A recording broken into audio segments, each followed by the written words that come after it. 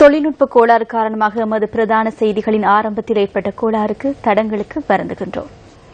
சர்வதேச ஊழல் ஒழிப்பு தினத்தை முன்னிட்டு ஜனாதிபதி மைத்ரிபால சிறிசேன தலைமையில் இன்று பேரணி ஒன்று நடைபெற்றது.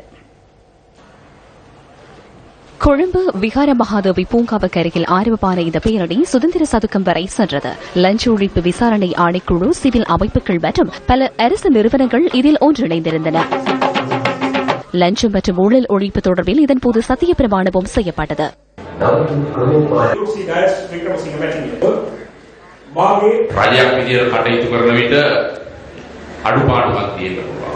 அரசாங்கம் என்ற வகையில் செயற்படும் போது குறைபாடுகள் ஏற்பட முடியும், தாமதங்கள் ஏற்பட முடியும். எனினும் ஊழல் மோசடிகளுக்கு ஒருபோதும் இடமளிக்க முடியாது. லஞ்ச மற்றும் ஊழல் ஒழிப்பு ஆணைக்குழுவை பலப்படுத்துவதற்கான சட்டத்தின் திருத்தம் என்னிடம் வழங்கப்பட்டது. இன்றுள்ள ஆணைக்குழுவிற்கு 1994 ஆண்டு பாராளுமன்ற உறுப்பினராக நானும் கையை உயர்த்தினேன். எனவே இதனை உறுதிப்படுத்துவதற்காக என்னிடம் வழங்கப்பட்டுள்ள திருத்தங்களை அமைச்சரவையில் சமர்ப்பித்து பாராளுமன்றத்தில் முன்வைத்து அங்கீகாரம் பெற்றுக் கொள்வதற்காக செயற்படுவேன் என்பதை இவ்வேளையில் கூற விரும்புகிறேன். லஞ்சம் மற்றும் ஊழல் தொடர்பில் மக்கள் முறைப்பாடு செய்ய முடியுமான இணையதளம் ஒன்றும் இதன்போது திறந்து வைக்கப்பட்டது.